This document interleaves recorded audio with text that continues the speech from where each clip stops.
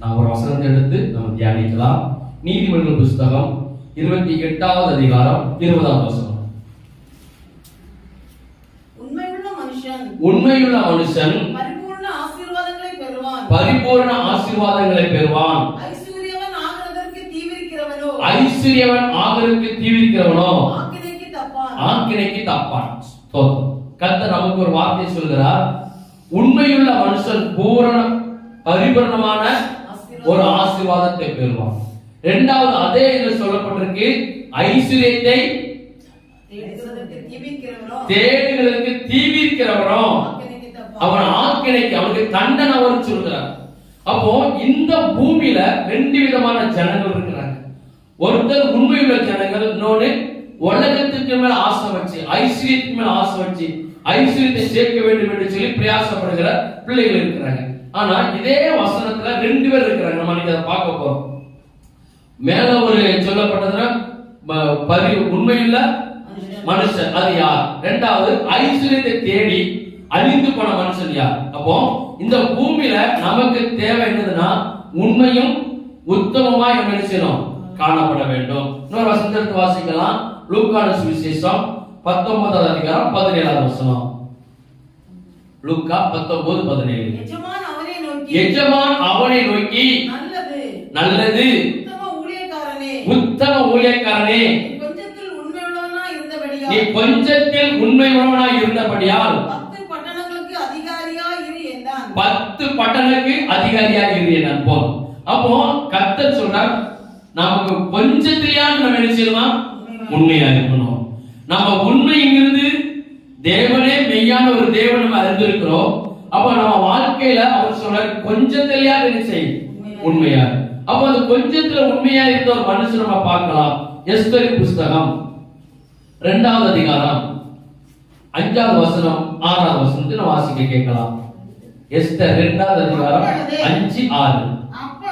அப்பொழுது சூசான் அரண்மனையிலே கீசின் குமாரன் மாமனாகிய யாருவின் குமாரன் ஒரு யூதன் இருந்தான்.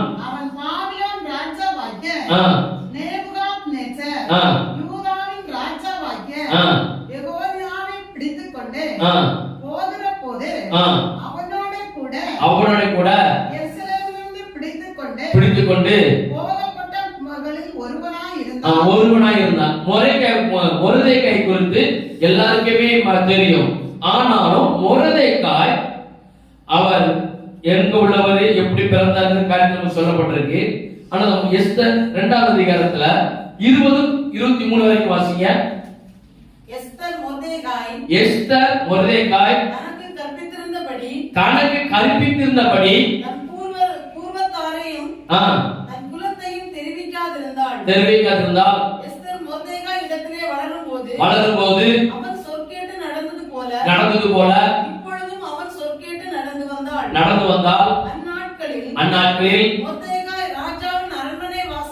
ராஜாவின் அரண்மனை வாசலில் உட்கார்ந்து இருக்கிற போது வாசல் காக்கிற ராஜாவின் 2 பிரதானிகளாகிய வர்மம் வைத்து ஆகாசுவின் மேல் கை போட வகை தேடினான். இந்த காரியம் மொர்தெகாய்க்கு தெரிய வந்ததினால் அவன் அதை அறிவித்தால் எஸ்தர் மொர்தெகாயின் பெயரால் ராஜாவுக்கு சொன்னார். போதும். இப்போ ஒரு அரண்மனையில 2 விதமான நபர்கள் இருக்கிறாங்க. உத்தமம் உள்ளவனும் ஒரு மனுஷனாகிய மொர்தெகாயும், பண ஆசை பிடித்த பேராசை பிடித்த ஒரு ஆமான். இப்போ அந்த மொர்தெகாய் அந்த அரண்மனையில் இருக்கிறார். அந்த அரண்மனை வசித்துக் கொண்டு இருக்கிறார். அந்த அரண்மனையில் இருக்கும்போது ஆகாஸ்வேர ராஜா மேல ஒருத்தர் கைப்பட 2 பேர் வந்திருக்கிறாங்க. கைப்படன்னு அர்த்தம் கொள்ளுகிறது. 2 பேர் வந்திருக்கிறாங்க. இத அங்க உள்ளவன் மொர்தெகாய் கிட்ட சொல்லிட்டார், இப்படி ராஜாவை 2 பேர் கொல்றதுக்கு வந்திருக்கிறான்னு சொல்லி சொன்ன உடனே மொர்தெகாய் யார்கிட்ட சொல்கிறார்? எஸ்தர்ட்ட சொல்லி கொடுக்கிறார். எஸ்தர்ட்ட சொன்னவன எஸ்தர் எங்க போகிறார்? ராஜா கிட்ட போய் சொல்றார், இப்படி உங்களை கொல்லுகிறதுக்கு 2 பேர் வந்திருக்கிறாங்கன்னு சொல்லி. இப்போ அந்த மொர்தெகாய் அதை கேட்டுட்டு அமைதியா இருந்திருக்கலாம். இது நமக்கு எதுக்கு இந்த பாடு? ராஜா கிட்ட போய் சொல்லணும், அவர் ஏதாவது நமக்கு செய்யணும், நம்மளுக்கு குற்றம் கண்டுபிடிக்கணும், நம்ம எதுக்குன்னு சொல்லி அவர் அப்படியே விட்டு விடாமல் கொஞ்சத்துல உண்மையா இருக்கிறார். ஹல்லேலூயா. ஏன்னா காரணம், அந்த அரண்மனையில யாருடைய சாப்பாட்டை சாப்பிடுகிறார்? ராஜாவின் சாப்பாடு. அங்க அரண்மனை சாப்பாடு சாப்பிட்டு கொண்டு இருக்கிறார். அப்போ அந்த அங்க இருக்கிற 2 நபர்கள் சொல்றாங்க, இப்படி ராஜாவை கொலை செய்ய 2 பேர் திட்டம் போட்டிருக்கிறாங்க. அப்போ மொர்தெகாய் என்ன செய்றாருன்னா, உடனே ராஜாத்தி கிட்ட போய் சொல்றார். அவர் யாரு? எஸ்தர் யாரு? மொர்தெகாய்க்கு சித்தப்பா இல்ல, அப்படிதானே? மொர்தெகாய் எஸ்தர் வந்து மொர்தெகாய் வந்து எஸ்தருக்கு சித்தப்பா. அப்படி உறவின் முறையா இருந்தா கூட அவர் அரண்மனையில அந்த ராஜாவுக்கு எப்படி இருக்கிறார்? உண்மை உள்ளவராக இருக்கிறார். இப்போ இந்த உண்மை உள்ளவனுக்கு கர்த்தர் நினைச்சாரா, நீ கொஞ்சத்தில் உண்மையா இருந்தால் நீ அநேகத்துல நினைச்சுவார் அதிகாரியை வைப்பாருன்னு சொல்லி நம்ம பார்க்கிறோம். இப்ப இப்படி ஒரு நாள் ராஜா கிட்ட சொன்ன உடனே ராஜா 2 பேருக்கு நினைச்சாரு, தூக்கு தண்டனையோ இல்ல அந்த நாள் கொடுக்கப்பட்ட தண்டனை நிறைவேற்றி 2 பேரையும் மரணத்துக்கு ஒப்பு கொடுத்துட்டார். ஒரு நாள் இரவு எடுத்து வாசிக்கலாம். எஸ்தர் புத்தகம் 6ஆம் அதிகாரம் 1 முதல் 3 வரைக்கும். அந்த ராத்திரியிலே ராஜாவுக்கு நித்திரை வராதபடியினால் ஒரு நாள் ராஜாக்கு என்ன செய்யல? தூக்கம் வரல. இப்ப நமக்கு தூக்கம் வரல என்ன செய்வோம்? ராத்திரி உட்கார்ந்து இருக்கிறோம், திடீர்னு நமக்கு தூக்கம் வரல, நம்ம என்ன செய்வோம்? சரியா சொல்லணும், அந்த பக்கம் போறோம், இந்த பக்கம் போறோம். இல்லன்னா எழுப்பி இருந்து பார்ப்போம், தூக்கம் வராது. இல்லன்னா போன் என்ன செய்வோம்? போனை நோண்டுவோம். போனை நோண்ட இல்லன்னா டிவி என்ன செய்வோம்? எந்த ப்ரோக்ராம் வந்து டிவியை பார்ப்போம்.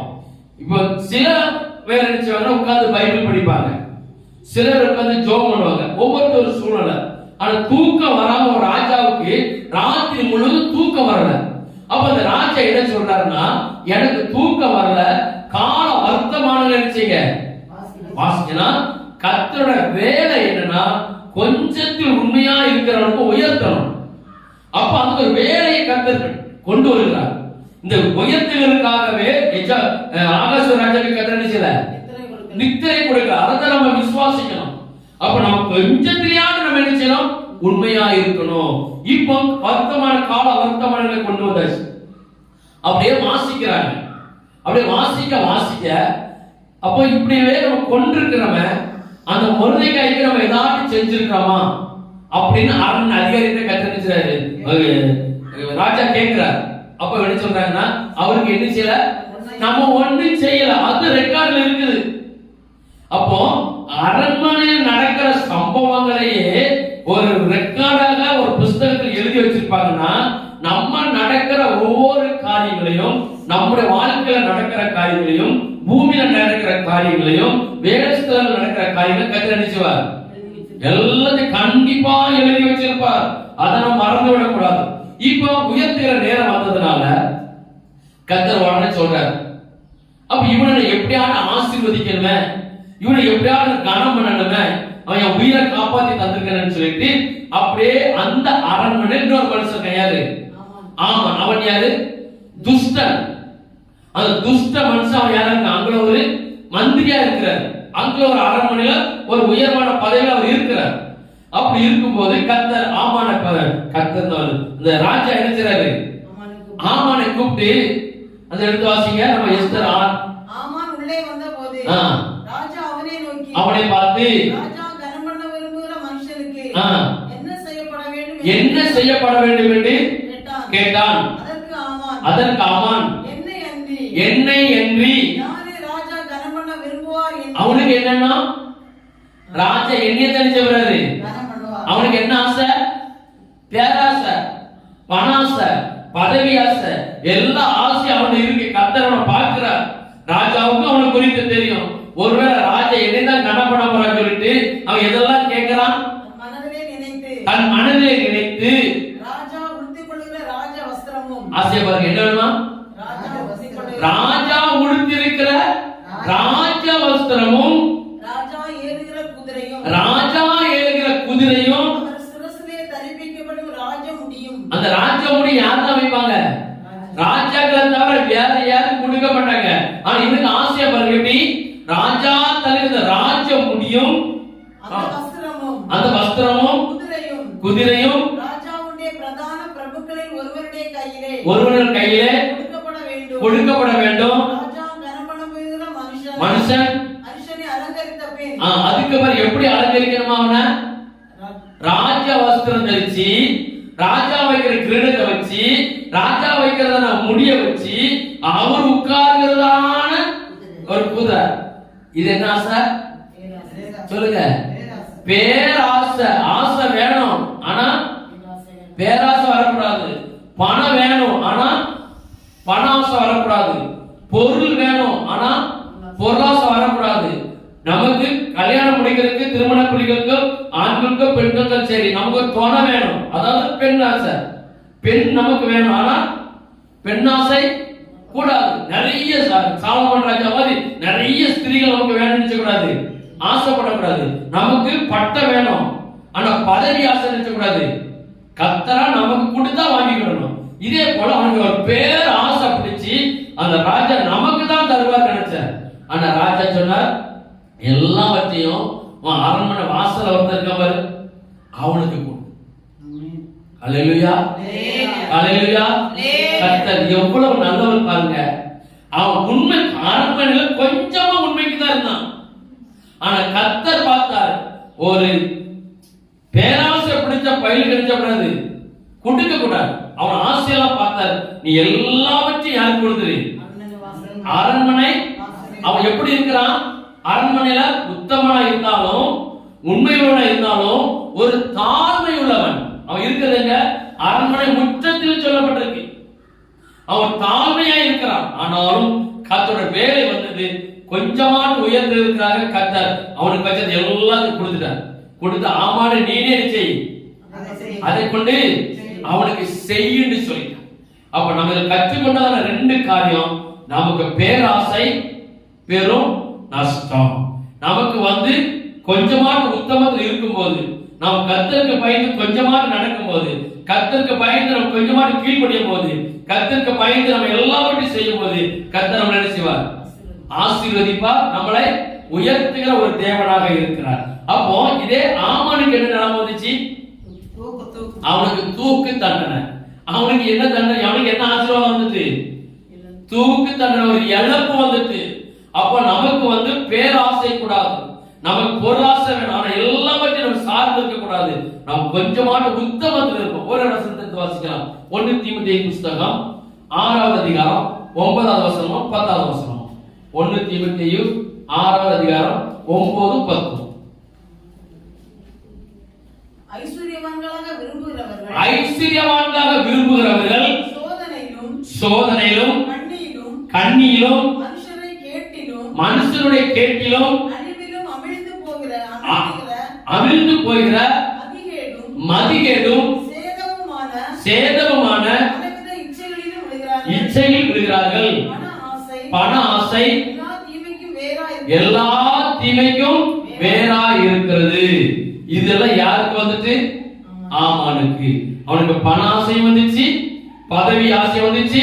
அந்த லூசிபரை போல நான் ஆண்டவருக்கு நேரம் நிகர ஆவேன், அவருக்கு ஒப்பாவேன்னு சொல்லி இருதயத்தில் நினைத்தான். சொல்ல கூட சொல்ல, இருதயத்தில் நினைத்தான். கர்த்தர் உடனே தெரிவித்தார். இந்த ஆமான் யாரை போல ஆகுமா? ராஜாவை போல எனக்கு வேணும், அந்த தகுதிக்கு வேணும். ஆனா கர்த்தர் இருதயத்தை பார்க்கிற தேவன். அல்லேலூயா. அப்ப நம்ம என்ன செய்யணும்னா, நம்ம கொஞ்சத்துல உண்மையா இருப்போம், கர்த்தர் என்ன செய்வார்? ஆசீர்வதிப்பார். நம்ம ஆமானை போல இல்லாதபடிக்கு நம்ம முருதைக்கை போல வாழ்வோம், கர்த்தர் நம்மை உயர்த்துவார். நம்ம எல்லாரும் ஜெபிப்போம்.